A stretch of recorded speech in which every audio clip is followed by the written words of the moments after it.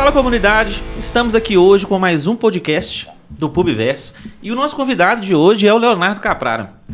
Cara, uma curiosidade sobre o Caprara, ele é um ex-youtuber de muitos anos atrás, gente. Assim, imagino que deve ter ganhado muito dinheiro nesse meio, né? A gente vai conhecer um pouco da história dele, um pouco de curiosidade também, né? E vamos falar um pouco de tudo. Atualmente o Caprara é publisher, né? Tipo assim, migrou do YouTube para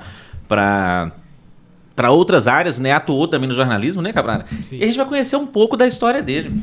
Caprara, seja bem-vindo ao nosso podcast. E, cara, conta um pouco da sua história pra gente. Que papo é esse de youtuber há uns 10 anos atrás? Deu certo, não deu? O que rolou? Então, a questão do YouTube foi um momento antes de trabalhar com sites. Então, o canal Consulta Pública foi um projeto que teve bastante sucesso, principalmente na época da pandemia e do auxílio emergencial. Então, sim. Foi um dos primeiros canais que começou a explicar as coisas de uma forma muito didática, porque o governo lançava um auxílio, algo do tipo, com várias ideias, ia trocando de nome, trocando de regra, trocando de valor e ninguém entendia nada. Uma loucura aquilo, né? E saía uma reportagem na Globo de 2 minutos que não explicava nada, que, sabe, só com resumos, porque eles esperavam que o governo ia explicar e o governo esperava que a mídia ia explicar, e nesse espaço aí muitas dúvidas surgiram. E aí o canal se consolidou falando sobre isso. A gente passou todo o período da pandemia, depois o auxílio continuou, depois mudou de nome o Bolsa Família quando acabou a pandemia, porque virou Auxílio Brasil, porque tinha um outro governo. Voltou o atual governo, mudou o nome também, mudou as regras, enfim, tudo isso. E foi uma cobertura bem intensa, então tinham vídeos todos os dias, porque tinha assunto todos os dias para falar sobre isso. A gente chegou a 800 mil inscritos. Então, caraca! Quase 1 milhão, né? E com o tempo esse assunto ele foi se encerrando, porque as coisas estabilizaram. Então, os programas sociais eles foram se consolidando nesse cenário pós-pandemia e os assuntos foram diminuindo. Diante disso, o nicho de Bolsa Família, de INSS no YouTube, ele começou a ficar um nicho um pouco estranho, porque boa parte dos canais migraram ou para vender empréstimo para o pessoal mais necessitado. Que se endividou, né, na época da pandemia também, demais, as contas descontrolaram. E as ofertas desses empréstimos nunca eram muito vantajosas para esse público. Teve uma época que eles poderiam até fazer um consignado de Bolsa Família, que é bem bizarro se pensar na lógica.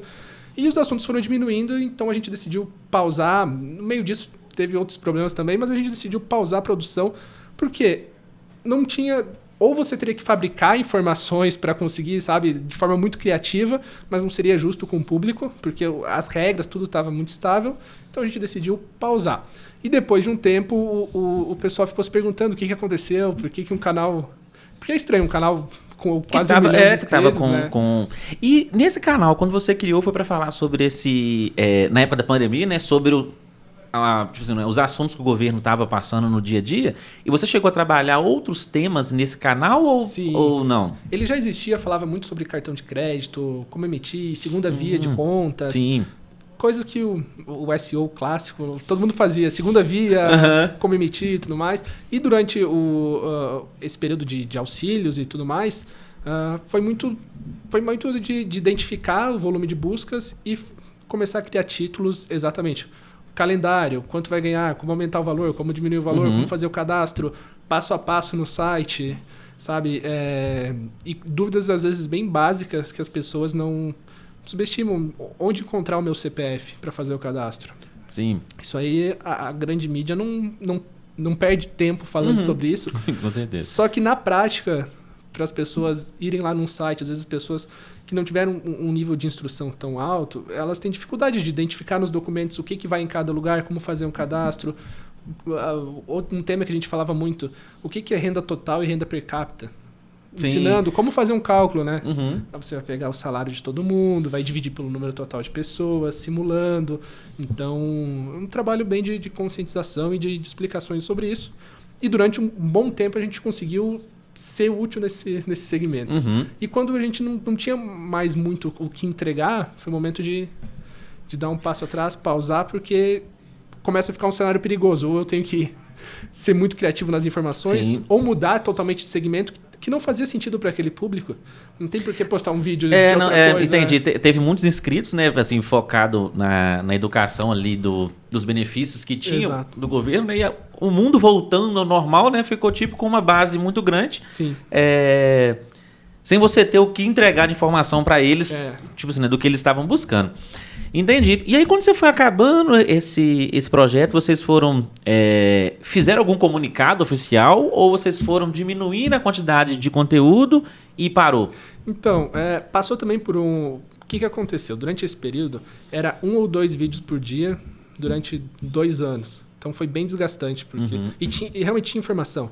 Mas para fazer um vídeo era 4, 5 horas pesquisando. Demorava, sim. Tinha que acordar bem cedo, ver se foi publicado no Diário Oficial, uma medida provisória, um decreto. Bem desgastante. Viu? O pessoal de casa acha que é só abrir o YouTube lá e gravar um monte de coisa que tá tudo lindo, maravilhoso. Não é bem assim, não. E não tinha IA para auxiliar, né? Não, é verdade. Hoje tá um pouquinho mais fácil, né? Pro GPT fazer um resumo de uma medida provisória de 15 páginas, né? Sim. Então... deu bastante trabalho. E aí a gente foi parando e pausando. Só que depois de um tempo, o pessoal não entendeu muito bem. A gente fez um comunicado por escrito lá, que estava pensando os próximos passos e tudo mais. E quem sabe um dia o canal retome.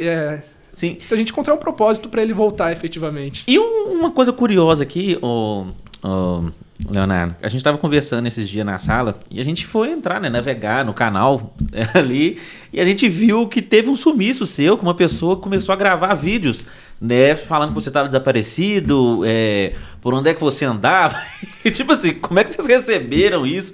Que história que é essa? Exato. Na verdade, eu sempre pensei que prestava um serviço de utilidade pública para as pessoas, mas não que elas se identificavam que...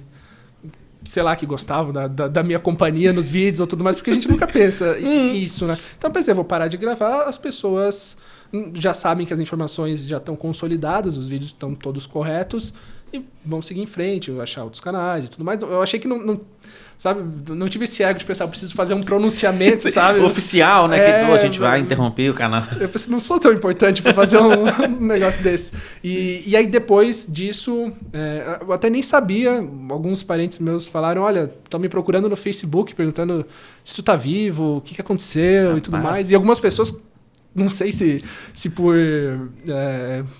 senso de humor ou por maldade, foram lá e colocaram alguns vídeos. Não, infelizmente... Leonardo passou dessa para uma melhor. Gente, que umas isso? Coisas loucas. Ou tá isolado em Cuba, sabe? Tomou uma proporção absurda.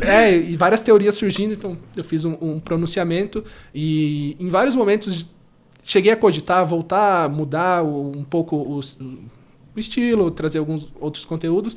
Mas até o momento, essa ideia não está consolidada. Beleza. Passando ali do YouTube... né, onde é que você teve uma pergunta importante.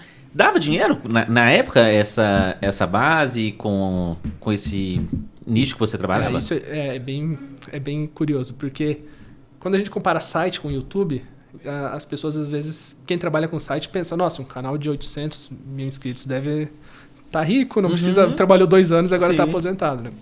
Mas o YouTube, ele não paga muito. O CPM é baixíssimo do YouTube, principalmente para um nicho popular. Sim. E você depende de vender anúncios, né?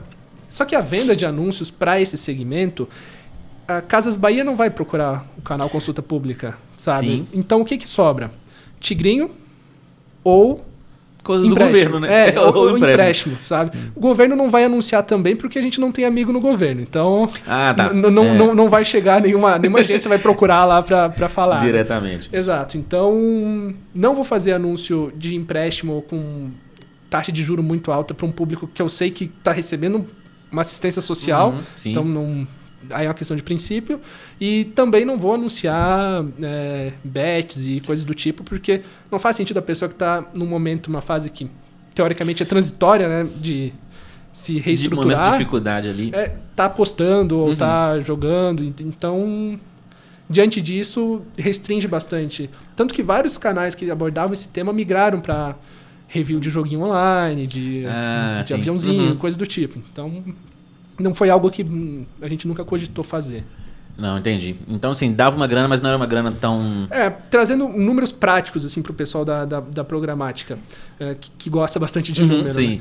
Por 1.000 visualizações, ele vai pagar um CPM de dólar de 0,8. Nossa.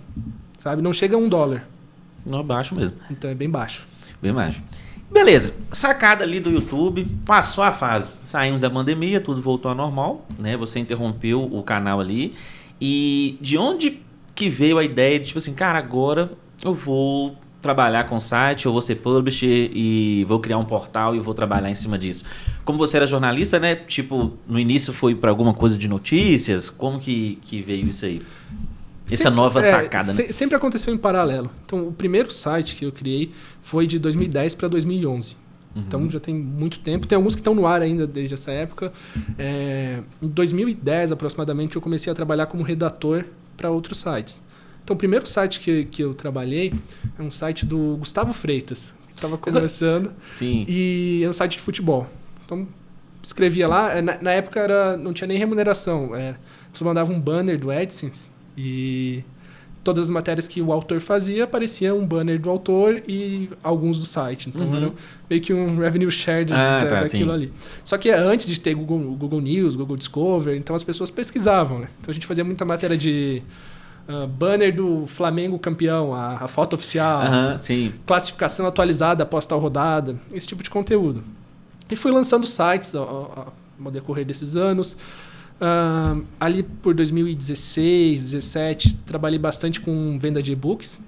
Então, teve aquela uma fase muito forte. Sim, né? sim. Então, muito e-book de receita. Escrevi alguns e-books também para o pessoal como agência de conteúdo. Então, sempre teve ali em paralelo. O YouTube não foi uma coisa que eu foquei só naquilo momento. Sempre vários projetos acontecendo e vários sites. E foi um caminho natural evoluir para a programática. Sim, sim. E na programática, o cenário que você encontrou foi mais promissor, mais escalável? Né? Qual é a sua visão em relação à programática em si voltada para blogs e sites? Certo. Da base que eu venho, de onde a gente vem dos sites orgânicos, é uma saída. Porque se as coisas continuassem funcionando como elas funcionavam no passado, a maioria não teria migrado para um cenário de tráfego de performance. Uma coisa que eu ia perguntar também, desculpa, esses sites, quando você voltou, né, a trabalhar ali com sites depois do YouTube, você já começou com eles no orgânico ou já com a ideia de tráfego pago, arbitragem, como é feito hoje? Sempre no tráfego orgânico. Então, sempre no orgânico. Conforme os produtos do Google e o padrão de consumo das pessoas foi evoluindo e mudando, a gente foi acompanhando. Mas sempre focando em notícias e muito volume de tráfego. Que é bem diferente do tráfego de arbitragem, que às vezes 1.000 acessos, 2.000 acessos, rende uma montanha de dinheiro. Sim. Mas quando você trabalha no tráfego orgânico, é muito mais volume de acessos do que um valor muito expressivo em relação ao ECPM. Mas sim, sempre indo pela linha do tráfego orgânico, que hoje é a principal ainda área de atuação da empresa. Eu me sinto quase que um dinossauro, né? Porque Isso, eu quero saber qual que é as dificuldades, assim, né? Comparado com outros publishers, né, que na sua grande maioria já não está mais no orgânico, como que você faz para conseguir deixar isso tendo resultados, né, no formato orgânico, que é um formato que hoje em dia está um pouco mais obsoleto, né? E, tipo assim, queria saber como que você enxerga, né, o papel do tráfego orgânico, por exemplo, hoje do que era antes, né? Porque às vezes o publisher que está em casa, né, ele pode ter uma ideia ali do orgânico que não significa que não vai dar certo, né? Só não performa mais tanto como o tráfego pago, né? Que eles encontraram uma outra maneira, né? Mas para o pessoal de casa, o que você acha disso? O que acontece? O Google mudou muito. Então, a forma de entregar os conteúdos, porque ele também acompanhou os usuários. Então, os usuários, se a gente dependesse hoje das pesquisas dos usuários, poucos sites que focam em notícias sobreviveriam. Porque as pessoas quase não pesquisam por notícias mais. E, assim, tem teorias, especialistas que falam que as pessoas ainda pesquisam, mas, na verdade, o que a gente vê na prática é que elas não pesquisam, elas recebem em feeds. Uhum. Então, o Google Discovery é um feed de notícias, de informações, de curiosidades. O TikTok trabalha com feed, o Instagram trabalha com... É tudo feed. Então, as pessoas recebem o que o algoritmo indica. Sim. Claro, tem aquela parcela de pessoas que pesquisam, mas isso não dá um volume de acessos muito relevante. Então, a dificuldade é adaptar os sites para que eles estejam em conformidade para que o algoritmo indique eles. E diferente da arbitragem, que tu tem o controle... Se eu comprar os anúncios, as pessoas chegam no site. Essa primeira parte, quando tu trabalha com mídia orgânica, tu depende do algoritmo, que é quase um sistema de fé. Sim. Então eu preciso confiar que ele vai entregar, né, e eventualmente não vai. Sim. Às vezes tu fiz o meu melhor trabalho, os melhores posts e não entregou. Ou determinado site parou de entregar no Discovery. O que eu vou fazer? Então tem que ter estratégias de contenção, tem que ter uma rede sólida, não colocar todo o tráfego em um site só. Porque com isso várias empresas, ao decorrer dos anos, foram fechando, porque dependiam só de um site. Sim, e construir também a marca, né, do portal de confiança, porque eu acho que assim, indo para as pessoas mais antigas, né, imagino que vê lá a televisão ou vê no celular alguma coisa e... Dando um exemplo aqui, né? O jornal Estado de Minas. Ali é confiável. Aí, às vezes, a pessoa tende a entrar só no Estado de Minas para poder ver certas notícias, porque acredita que ali é a fonte confiável. Né? Então, o trabalho para poder construir essa marca no orgânico, ele é bem pesado, né? É um trabalho bem, se for pensar, bem demorado para construir Sim. marca, né? E a construção de marca, ela nem sempre está alinhada com o algoritmo.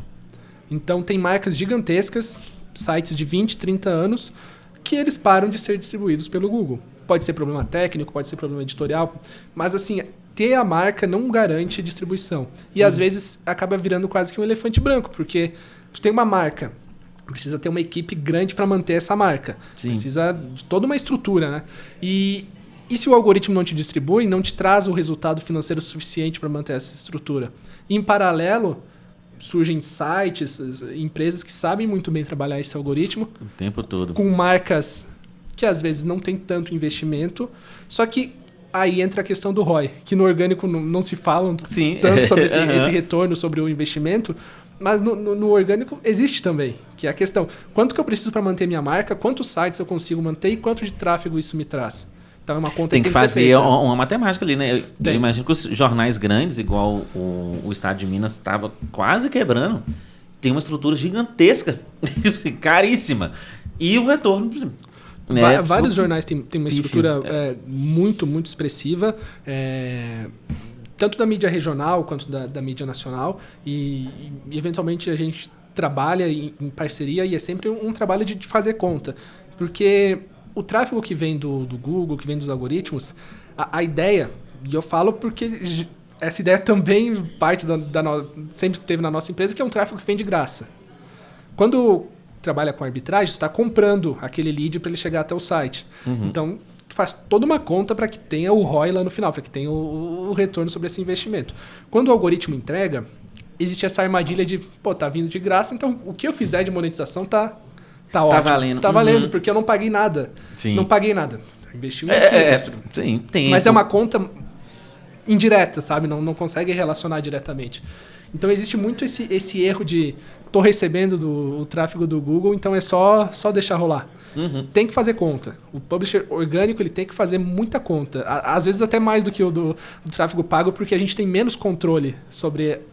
os usuários. Do que tá ganhando, o que não tá, né? Exato. E dentro da sua operação orgânica, Caprara, você tem alguma frente que trabalha com tráfego pago também em paralelo? Sim. Ou é literalmente só orgânico? Não, a gente dividiu, na verdade, porque é muito diferente a forma de atuar. Então, eu não vejo hoje sentido de ter uma equipe que faz orgânico e pago ao mesmo tempo. Então, a gente segmentou em duas linhas de trabalho, porque apesar de ter convergências em termos de conteúdo e outras questões, é preciso separar, porque justamente a origem do tráfego é muito diferente. Em um você está comprando e outro o algoritmo está te distribuindo. Então, a forma de conduzir todo o resto do trabalho tem que ser alinhada a isso. Então, a gente preferiu separar os times, mas o nosso time de pago, ele vem do orgânico. Então, são pessoas que estavam lá no orgânico e a gente foi passando aí com o suporte da Edseleto em fazer essa transformação, de trazer profissionais que estão acostumados no cenário a trabalhar em outro. Virar uma chave para trabalhar no outro, né? Exato. E, Gabriel, você acha que ainda dá para crescer uma pessoa que está começando hoje, né, uma operação ali, não tem muito dinheiro para investir, ou então tem muita paixão sobre algo, né, e que tem publishers que gostam de, eu tenho uma paixão de falar sobre isso e faz aquilo e tal, e quer crescer com aquilo, né? Você acredita que ainda é possível crescer projetos somente com SEO hoje? É possível, mas aí a gente tem que também esquecer um pouco o que a gente... Por exemplo, pergunta para a maioria das pessoas, o que tu gosta? Eu gosto de futebol, eu gosto de filmes, eu gosto de séries, tá? Dificilmente um site novo desses segmentos vai ter um grande retorno. Então, assim, tem também que abrir um pouco mão daquilo que a gente... né, do que a gente... Porque a concorrência está muito pesada. Sim. Mas tem muito nicho que não foi ocupado ainda. Justamente porque as pessoas vão sempre pelos caminhos óbvios. Então, vou fazer um site de futebol, vou fazer um site de cinema, vou fazer um site de séries. Às vezes até segmenta um pouco mais, mas não tanto. Falo só sobre filme de terror. Beleza, mas não segmentou o suficiente para conseguir ter um grande diferencial. E o SEO, na verdade, hoje ele tem que ser usado como uma base para se chegar nos algoritmos de distribuição, que é o Google News e o Google Discover. O News muito menos, mas o Google Discover é a principal, que tem uma lógica muito parecida com as redes sociais. Então todo o trabalho de base, de SEO, de ter as palavras-chave, de construir essa estrutura do site, é para que o algoritmo identifique esse site como relevante e distribua num feed como é o Google Discover, que em um dia pode fazer 1 milhão de acessos saindo do completo nada. Sim. E acontece muito, um site que nunca entrou no Google Discover, de um dia para o outro, o Google identificou que ele fez um conteúdo bacana, que é um site relevante. Às vezes nem é um site relevante, mas por aleatoriedade, né? Sim. A gente vê muita bizarrice. Tem 1 milhão de acessos, 2 milhões de acessos em um dia. E é normal quando acontece isso de sites novos, o site cair, ficar offline, porque não estava esperando... Eu não estava esperando tanta gente simultânea, né? Exato. E, Capral, agora tem uma coisa que eu acho que é até importante de falar aqui. Nos seus projetos, né, que é separado, que tem a questão da arbitragem, da compra de tráfego com o orgânico. Nesses sites que são voltados para a compra com tráfego, vocês também trabalham SEO nele redondinho para poder ter... Como falar? Para que ele também apareça no algoritmo, não só pela compra do tráfego, mas também de forma orgânica? Sim, esse é um assunto que eu falo bastante com o pessoal, porque... As pessoas parecem que esquecem disso, Exato. né? Assim, compra a mídia lá e faz o texto de qualquer jeito e boa. Alguns Poderia sites, ser melhor, né? Eu vejo que nem postam, sabe? Tem lá 20, 30 posts, estão investindo pesado em arbitragem e param de postar. E aí o pessoal do compliance da Edseleto deve ficar bem preocupado com isso. Não tem conteúdo novo, né? Fala assim, que portal de notícias. Nunca tem notícia. Exato. E aí, 3 meses sem notícia. E aí tu olha, pensa o Google, como se o Google fosse uma pessoa analisando aquele site. Não faz sentido ter tanto tráfego, um site que tem lá uns 10 ou 20 conteúdos de IA, 30 talvez, só para provar no GAN, e para de postar. Então, eu parto da premissa que a gente tem que continuar abastecendo os sites com conteúdo relevante, seja no país que for, e dá para fazer conteúdo relevante. Beleza, já vou ter o trabalho de produzir um conteúdo. Por que eu não faço uma coisa otimizada, bem feita, que vai dar um pouquinho mais de trabalho, mas vai entregar um site muito mais... Não estou dizendo que vai dar um volume de acessos, que vai pagar alguma coisa.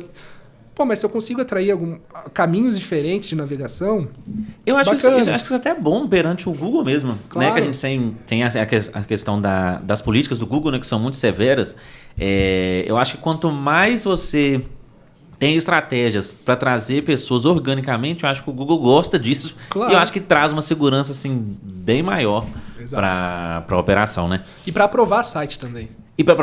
Exatamente. Esse é um tema que assim, é muito estranho, porque a gente não tem dificuldade nenhuma em aprovar sites, tá?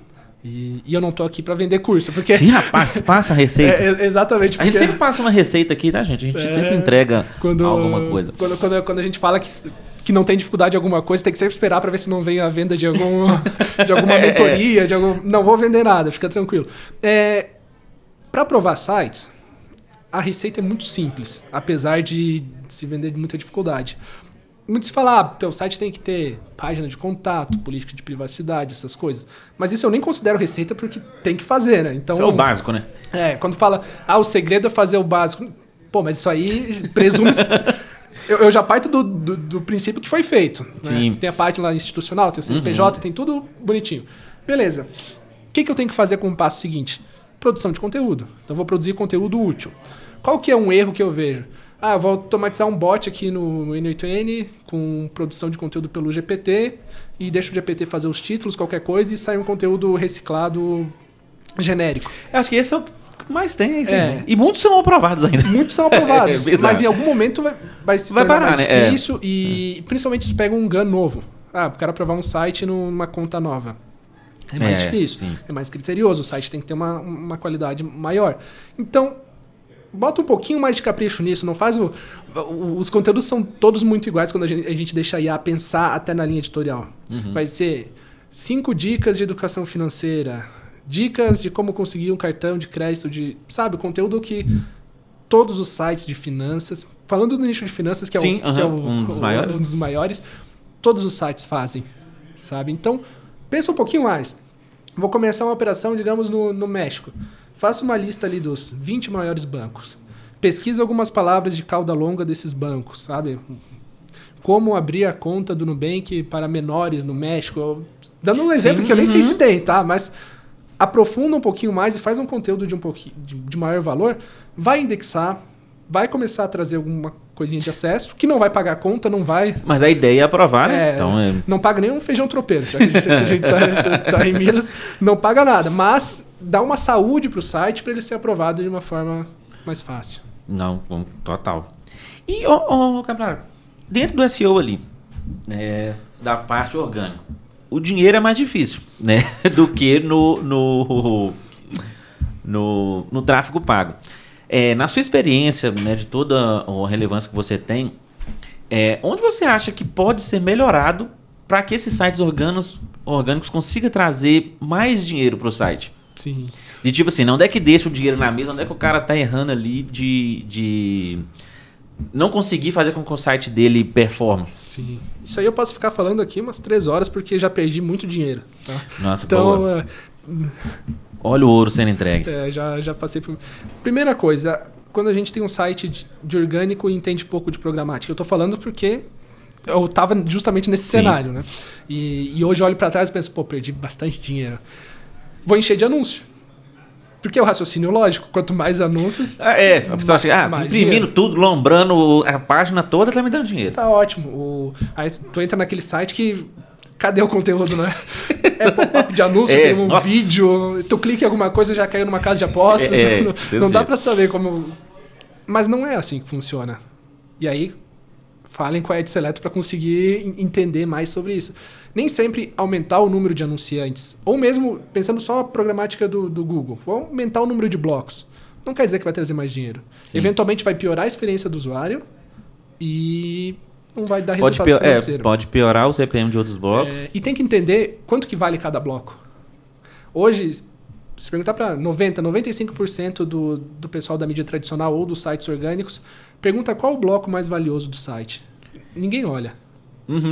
Olha a monetização geral do site. O CPM médio é tanto, se eu tiver 1000 acessos, rende tanto. Okay? Acho que a falta de conhecimento também, igual você falou, o pessoal pode procurar nossos conteúdos aí no canal, né, ou então fazer parte da nossa comunidade. As pessoas deixam o dinheiro na mesa porque não conhecem que dá para otimizar por bloco. Geralmente faz tudo no geralzão, né? Tipo assim, bem no... E era o que eu fazia. Eu não tô falando aqui de pedestal. Sem julgar, ninguém tá julgando não. Eu tô falando que perdi muito dinheiro, muito dinheiro com isso, de olhar esse dado geral. E aí, qual o primeiro passo? Vou abrir os dados, colocar numa planilha. Tem lá na área de membros o curso do Mingoni de como analisar o GAN, como eu fazer planilha. Sim. Então, isso aí já resolve muita coisa. O interstitial é um bloco que paga bastante. Sim. Né? Agora ele até dispara sem navegação, ele dispara eles lançaram sozinho. Lançaram recente, agora, novidade. Mas antes, tu precisava navegar... fazer uma ação. Uma ação de navegação, correto?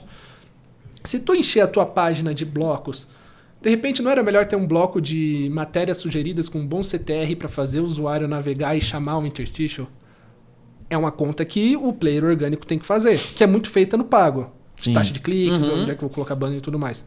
Pouca gente faz. Então eu fico pensando, será que se eu, ao invés de ter colocado milhares de banners na página, eu tivesse criado uns blocos melhores de navegação, aumentaria a taxa de retenção, melhoraria as questões técnicas de SEO e ganharia mais dinheiro, com menos anúncios. Sim. Então, ou também, um erro muito comum chega um anunciante milagroso. Vou te pagar $3 por 1000 acessos. Aí tu vai acompanhar lá na plataforma dele.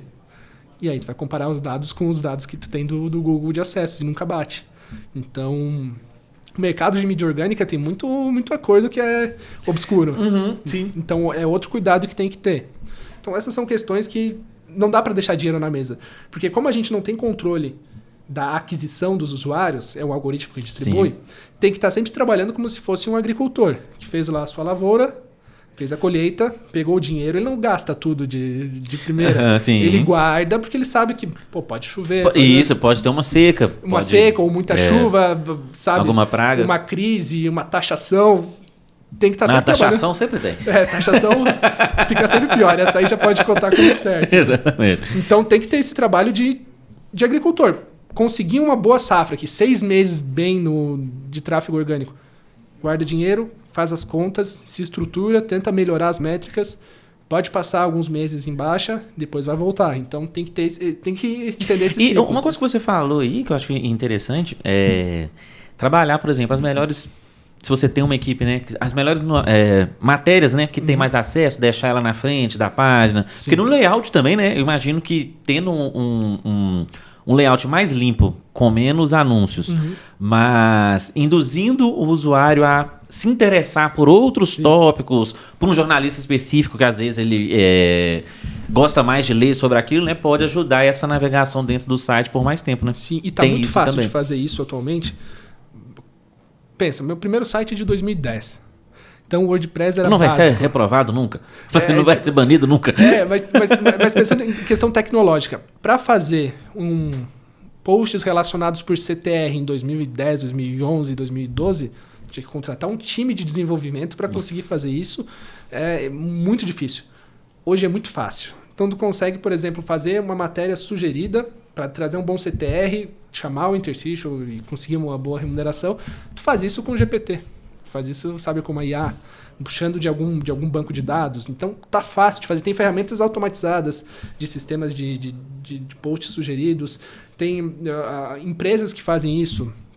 Aí citar algumas empresas, Taboola, MJD, que fazem esse outro inventário de anúncio que também oferecem serviços desse tipo. Então, tem muitas formas de se trabalhar, só que a gente, aí falando como jornalista, a gente às vezes tem uma prepotência de pensar que a gente sabe o que a pessoa quer ler.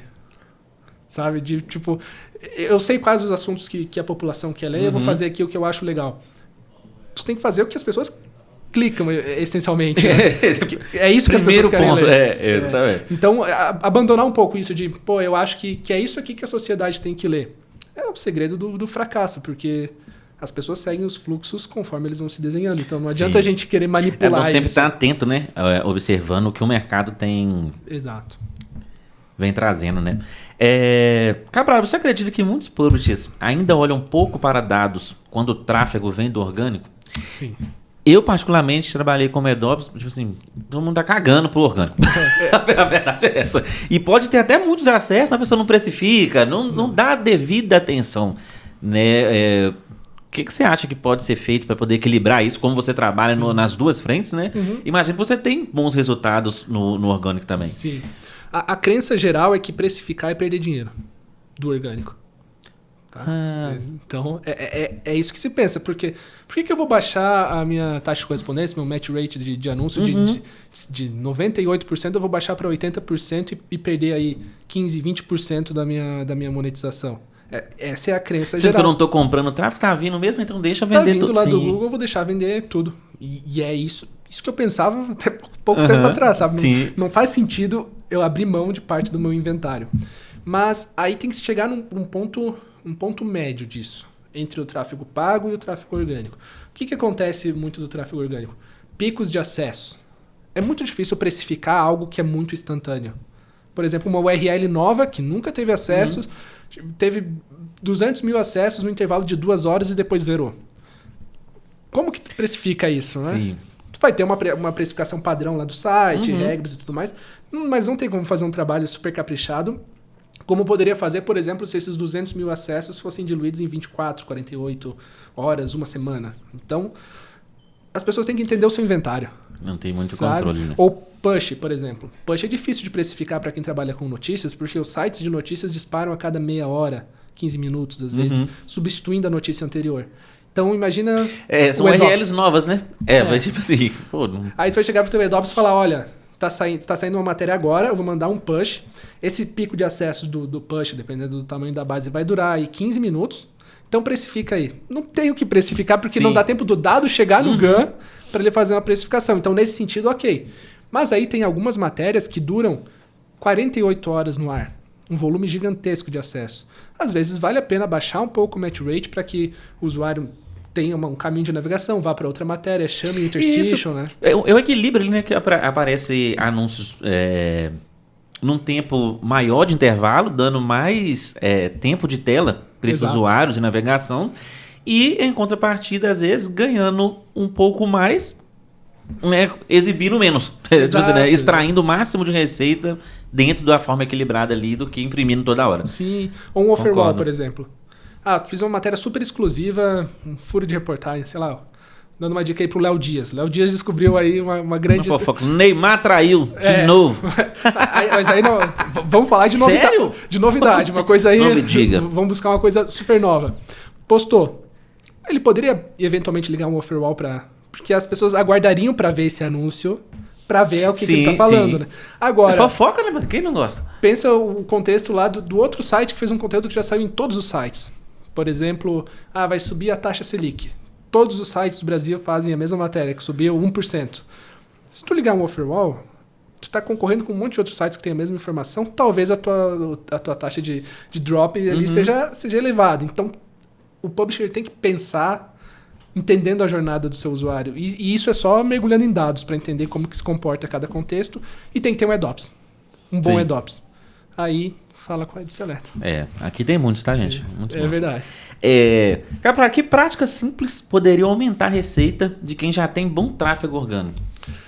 Bom, ter uma boa empresa de programática. Eu uso a EdSelect e não estou recebendo nada ainda, estou aguardando.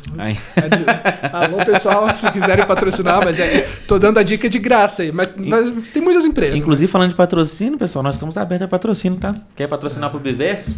Chama Quer me patrocinar também? nos comentários aí. A gente está em disputa aqui para esse espaço. O espaço é caro aqui. Exatamente. E ter uma boa empresa de programática, tá? Para trabalhar junto. Uma das principais, né? Porque... Para entender isso, muitas empresas vão falar, não precifica, joga o inventário como quiser, liga um monte de banner, liga um monte de redes de anúncio externas que às vezes não tem tanta qualidade. Então, pensar isso. Saber ler dados. A partir do momento que o player, seja uma equipe grande ou uma pessoa que tem um blog sozinho, ela tem que saber ler os dados. O que é saber ler os dados? Não é ser um hacker de dados, um analista super completo. É saber extrair um relatório do GAN, exportar para uma planilha e conseguir entender o que está escrito. Entender o cenário, né? Do que está acontecendo. Quais métricas eu preciso ver? Eu preciso ver ad request, preciso ver o match rate, preciso ver o ECPM, a receita total, mas a receita total nem sempre te traz uma visão muito clara de tudo. Abrir todos esses dados e entender. Comparar esses dados com os meus dados, com meus fluxos de acesso. Eu posto uma matéria, essa matéria começa a ter acessos 12 horas depois que eu posto. O tempo que essa matéria fica sendo acessada é tanto tempo em média. Tu vai desenhar uma jornada. Você vai entender no jogo, né? Exato. E sem entender isso, e eu sei, eu tinha muita preguiça de fazer isso, porque tá vindo lá a galera do Google, liga os blocos aí. Os algoritmos estão inteligentes. Deixa o pau torar. Deixa acontecer. E depois disso, a gente teve vários momentos que o tráfego baixou. O Google mudou o algoritmo, os sites começaram a perder acessos. E o pensamento é sempre o mesmo. Seja na nossa empresa ou qualquer outra empresa. Se eu tivesse feito mais na época de ouro, eu poderia agora ter uma tranquilidade. Já estaria aposentado, né, padre? Fala sério. Ou pelo menos conseguiria ficar, assim, sabe, 12 meses em baixa, tranquilo com a minha equipe lá, segura. Mantendo tudo funcionando, até conseguir entender para onde que o padrão de consumo está indo. Boa, muito, muito interessante. Pessoal, pega isso aí que isso é ouro, tá, gente? Indo agora pro jornalismo, ô Capraro, né, que é a sua formação de origem, atuando muitos anos aí na questão do jornalismo. Agora vamos entrar em assunto polêmico, né, gente? Que a gente gosta também. Como você enxerga o futuro do jornalismo frente à inteligência artificial e automação de conteúdo? Essa é uma grande questão, né? Quem faz conteúdo raso vai ser substituído por uma inteligência artificial. Porque a IA produz até melhor, né? Sim. A questão é, como jornalista, tem que fugir de fazer o conteúdo raso. E outra questão, o jornalista também tem que entender de dados. Não estou falando de dados de monetização, tá? Na minha graduação, eu sempre falava muito fiz meu TCC sobre isso, sobre SEO, otimização para mecanismos de busca, Sim. tá? Eu apresentei ele em 2018. O pessoal achava, tipo, o que é isso? Muito fora da curva, sabe? Mas por que você está fazendo isso, meu filho? Ninguém vai usar isso. Isso não tem relação com o jornalismo. Falaram, o pessoal de orientação, até assim... O que acontece? Os jornalistas foram perdendo relevância para pessoas que não entendem nada de jornalismo, mas entendem de dados. Ou seja, conseguem ler um volume de buscas, conseguem fazer um título que otimiza para isso, com um CTR bom, e estão aí. Então os jornalistas têm que acordar para isso. Entender o que as pessoas... Descer um degrau, sabe? Sair dessa arrogância de eu sei o que é notícia, sabe? Inclusive, eu tenho até uma observação que realmente eu não lembro. É que teve uma discussão uma época que eles queriam acabar com a graduação, né, de jornalismo. Que falou que diploma. Jornalismo é inspiração, não precisa estudar, não sei o quê. O que você deu disso, assim, nessa época? Eu tô um pouco desatualizado, mas eu acho que não tem exigência do diploma. Então, tu pode tirar o registro de jornalista. Sim. Mas, assim, falando sinceramente, a exigência ou não do diploma, ela é irrelevante. Porque as empresas que são de jornalismo, por essência, elas contratam majoritariamente só jornalistas. Então, o fato de exigir ou não o diploma é só uma formalidade legal. E eu não estou falando contra o diploma, porque você aprende o que é um fator notícia, o que é relevante, como fazer uma pauta equilibrada de um assunto polêmico, de ouvir os dois lados, de fazer algo isento. Eu não acho que isso é tão fácil, não, viu, gente? Não, é muito difícil fazer isso. Eu acho que isso é uma coisa fácil de se fazer. É difícil, principalmente quando entra em um tema espinhoso. Vou falar de política. É difícil. Então, essas ferramentas são essenciais. Só que eu tenho um bom produto, digamos, uma boa matéria, um trabalho jornalístico bem apurado, bem feito. Se eu não conseguir colocar um bom título, se eu não conseguir entregar algo que as pessoas vão clicar, o que vai acontecer esse jornalista vai postar essa matéria, algum outro que eventualmente não vai ser jornalista vai ver, vai pegar essa ideia, vai reembalar e vai ter muito mais acesso. Então os jornalistas têm que começar a pensar em como distribuir aquele conteúdo que está sendo bem feito. Então o futuro do jornalismo é ter mais humildade nesse sentido de preciso entregar algo que o público clique e não algo que eu acho legal, sabe? Tirar um pouco da opinião própria, vou dar uma dica que é básica, mas já resolve muita coisa. Não entregue a informação completa no título. Já vai a notícia. Mas isso aí é a realidade de todos os jornais. Se eu tô lá no jornal impresso, beleza. Agora eu vou trabalhar com um site. Sei que minha matéria vai lá para um feed tipo o Google Discover. Eu entrego toda a minha informação no título e na foto. O usuário não vai clicar. O veículo que esse jornalista trabalha não vai receber um centavo por essa matéria. Que o usuário está vendo no feed e não está clicando. Porque o Google não paga por impressão no feed. Ele paga lá no anúncio que tem dentro do site. Então, se tu entrega um material pro jornal, pro site que te emprega, nesse sentido, o teu trabalho não vai gerar uma receita. E eu acho que tem até um vício do jornal impresso, né? Que é, tipo assim, as pessoas esquecem que, cara, o dinheiro não vem porque a pessoa comprou o jornal. A pessoa precisa entrar lá, ver o anúncio. Mas o jornal, eles tomavam cuidado na capa, porque passava na frente da banca. Que era o chamativo, exatamente. Se for fazer um bom título aqui, a pessoa vai comprar porque o dono da banca de jornal não deixa tu ficar lá folheando o jornal. Exatamente. Agora, para um site, coloca no... Vou pegar o mesmo exemplo que eu dei da taxa Selic. O governo decide a taxa Selic vai subir 1% a partir de tal data. Beleza, a informação já foi aí. Então o título deveria... Eu olhei e já falei assim, nossa, Selic sobe de tal. O título deveria ser, governo definiu a nova taxa Selic e já tem data para iniciar. Não tem nada de errado, o usuário vai clicar, porque para esse usuário receber essa informação, alguém teve que apurar, e se alguém teve que apurar, essa pessoa tem que receber por essa apuração. Sim. Então, não tem nada de antiético, que tem esse nojinho de, não vou fazer nada para atrair clique porque não é do jornalismo. Esse é o segredo para os veículos não conseguirem mais o devido espaço. Então, tem que rever um pouco isso e chegar num ponto de equilíbrio. Você acha que existe espaço para inovação real dentro do jornalismo digital hoje? Tem muito espaço. Para inovar. O que você, tipo, alucina? Quando eu falo alucinar, gente, tipo assim, você imagina, assim, viaja na maionese que poderia, né? Tipo, ter de mudanças no jornal digital. Os veículos, assim, eles têm uma certa limitação. Mas parte muito dos veículos encontrarem as pessoas que estão fazendo os conteúdos que estão saindo da caixa, sabe? Então, pega uma Cazé TV, por exemplo. Sim. O jornalismo tradicional olha e fala, isso aí não é o jornalismo. Mas está lá com R$1 bilhão por mês de faturamento. Ninguém que está lá está reclamando. O salário está em dia, está todo mundo recebendo bem, a audiência está lá. Então, buscar essas pessoas que estão fazendo algo fora da caixa e agregar. Eu tenho meus princípios tradicionais. Tem empresas de jornalismo no Brasil com 200 anos. Eu pensei nisso aqui agora, quando você... Tem sim os princípios. Só que assim, se tem uma marca de 200 anos, o esforço que vai ser necessário para conseguir atrair mais audiência não vai ser o mesmo de uma marca que está começando do zero. Então, tu já tem essa vantagem inicial. Trazer as pessoas que estão com esse olhar moderno, que tem essa abordagem de dados, de conseguir resultados efetivos. Esse é um caminho. Tem alguns perigos que eu acho que o jornalismo está, nessa fase de se reinventar, tá pensando. Por exemplo, vou transformar meu site por assinatura. Tá?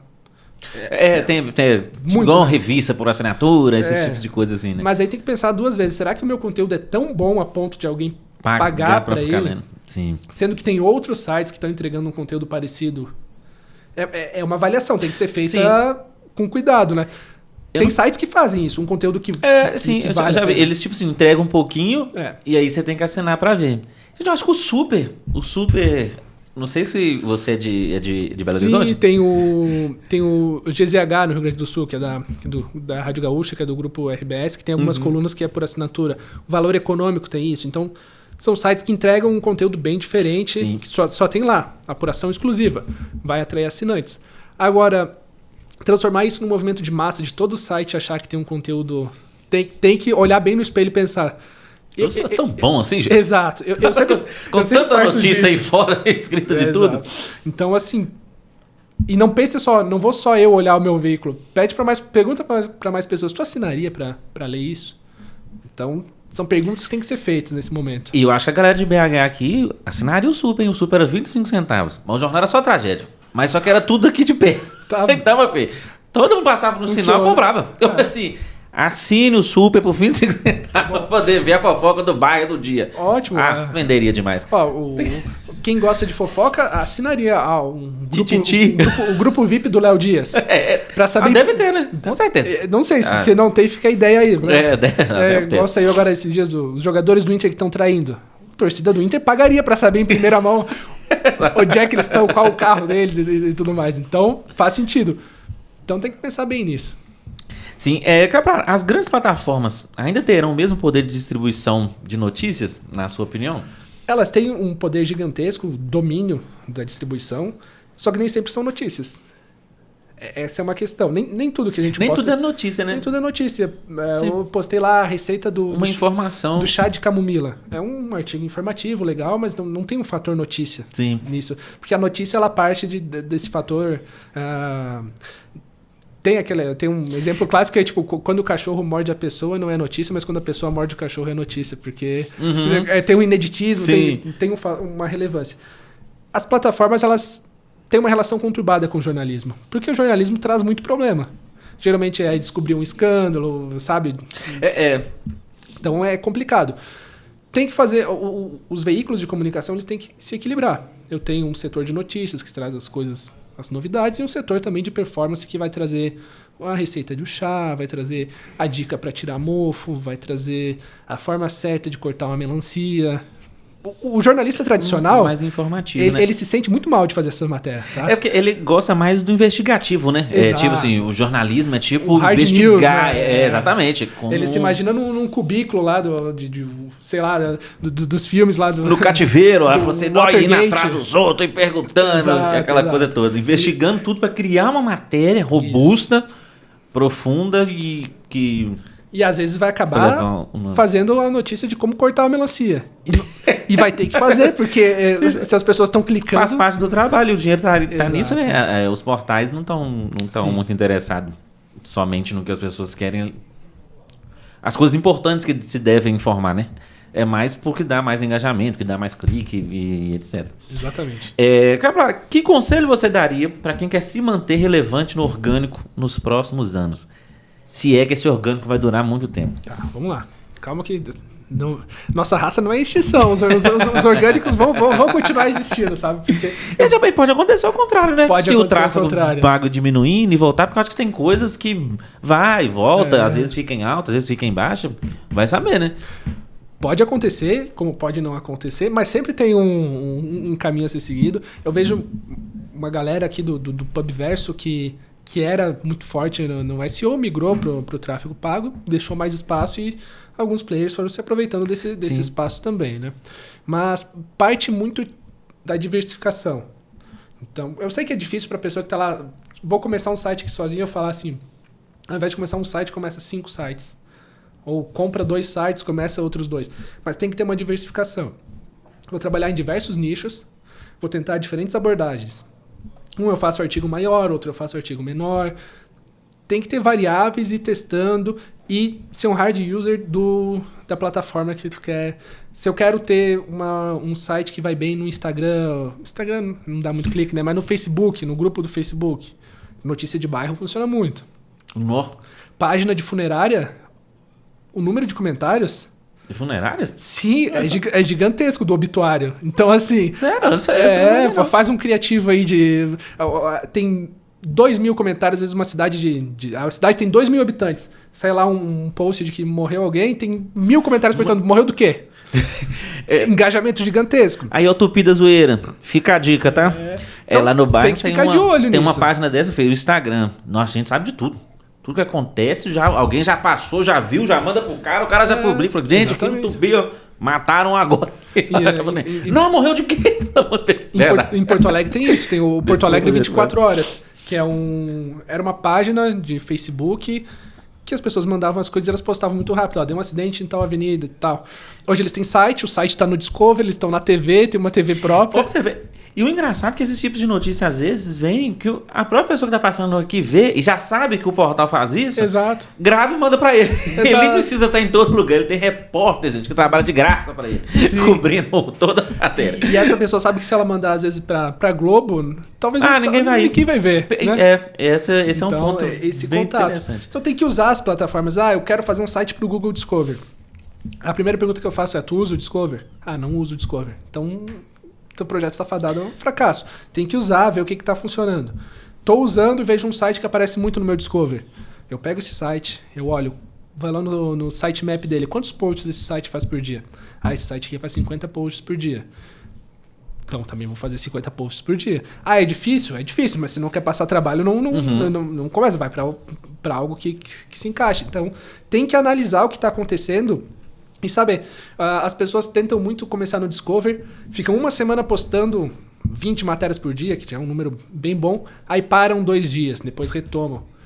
É tipo olaria, assim, o forno nunca para. Tu vai postar todos os dias um volume elevado de matérias por 1 ano, 2 anos, até ter algum resultado. Constância, né? E por muito tempo. Tem que estar pronto para ficar 6 meses, 1 ano, 1 ano e meio trabalhando num site sem ter resultado nenhum. E aí, depois... Esse é o desafio do orgânico, né? Mas aí você pode ganhar projeções, igual você falou, né? Trazer conteúdo de qualidade, que tem Sim. picos de acesso, que vai estar mais páginas indexadas, que vai aparecer em busca, e aí... eu vejo, né, eu vou no grupo do Facebook. Começa... Por exemplo, tem um site numa cidadezinha. Vou abrir um site na minha cidade, lá pequena. Eu, por exemplo, sou de Torres, que é uma cidade lá no Rio Grande do Sul, tem 30, 40 mil habitantes. O potencial de volume de tráfego é baixo, mas eu tenho grupos do Facebook, eu tenho formas de divulgar ali, posso fazer um site de notícias e funcionar e depois expandir para uma região voltado maior. Para lá e vai aumentando, né? Vai aumentando, não faz a besteira de colocar no nome do site algo que te limite regionalmente, já começa com algo mais abrangente, tipo aqueles nomes super genéricos, Folha do Sul. Porque o sul, o norte é sempre uma referência que nem sempre pode ser norte do estado e sul do Brasil. Então, parte de um nome genérico, começa o Google não vai te penalizar por colocar um nome genérico ou colocar o nome da cidade, não funciona mais isso. Antes se fazia os domínios exatamente nas buscas, não faz diferença. Bota um nome genérico, você é autoridade no meu bairro, na minha cidade. Tudo que acontece eu sou o primeiro a postar. Espera 6 meses, 12 meses, vai começar o Discovery a distribuir. Porque o algoritmo, ele precisa entregar alguns tipos de conteúdo e às vezes eles não existem. Porque determinados bairros, determinadas cidades, inexistem veículos que postam sobre isso. Então, em algum momento, se tu tá num setor de ineditismo, ele vai te distribuir. E aí tu continua nessa distribuição e começa a tentar umas coisas um pouco maiores. Exemplo lá do Torres, Rio Grande do Sul. Comecei um site de notícias lá, exemplo fictício. Daqui a pouco eu posto uma notícia estadual. Bacana. Daqui a pouco eu posto uma notícia do Bolsa Família. E aí eu tenho uma relevância nacional. E o Google distribui. Então hoje tem exemplos de sites que são de regiões extremas do Brasil que postam pautas nacionais e aparecem no Discovery de vocês aí diariamente. Então, tudo é um planejamento de negócios e fugir do óbvio e tentar muito por muito tempo. Não, saquei. Só mais uma dica, a gente está caminhando para o final aqui, Caprara. Para o publisher de arbitragem, né, que é o cenário que a gente tem hoje, que são os mais escalados, né, trazendo um pouco do orgânico para esse universo, né, qual dica que você daria para um publisher que não pensa nisso hoje? Tá. Talvez muitos não pensem em voltar para o orgânico, os que já foram, mas fica de olho nesse mercado porque, por exemplo, tem muita empresa quebrando. Então tem muito site que tem 10, 15 anos que dá para comprar facilmente. Então, assim, se o publisher que está escalado em arbitragem não quer trabalhar com orgânico, isso não quer dizer que ele não tem que estar de olho. Vou dar outro exemplo.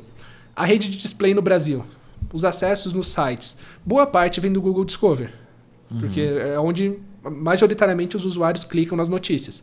Então, se tu está comprando inventário de display, tu tem que estar ligado no que está acontecendo. Dá uma crise no Discovery e começa a distribuir matérias que tem baixo CTR. O volume de impressão de anúncios vai cair. Então, o custo pelo lead sobe. Então, o publisher de performance, de arbitragem, ele tem que estar de olho no mercado orgânico, porque ele tem a oportunidade de comprar sites, ele tem a oportunidade de entender quando que tem maior volume de sites ou não, saber quais os sites que são mais escalados de forma orgânica. Tem que estar de olho nesse mercado, porque tem muita oportunidade. Nem sempre tu vai trabalhar com orgânico, mas tu vai tirar dali uma oportunidade. Sites são uma oportunidade boa. Exato. Saquei. Bom, pessoal, acho que é isso. Estamos chegando no final. Queria agradecer ao Leonardo Caprara pela participação, pelas curiosidades e todos os ensinamentos que você compartilhou aqui. O pessoal de casa, até mais e até o nosso próximo podcast. Valeu, pessoal. Um beijo na alma. Fiquem com Deus.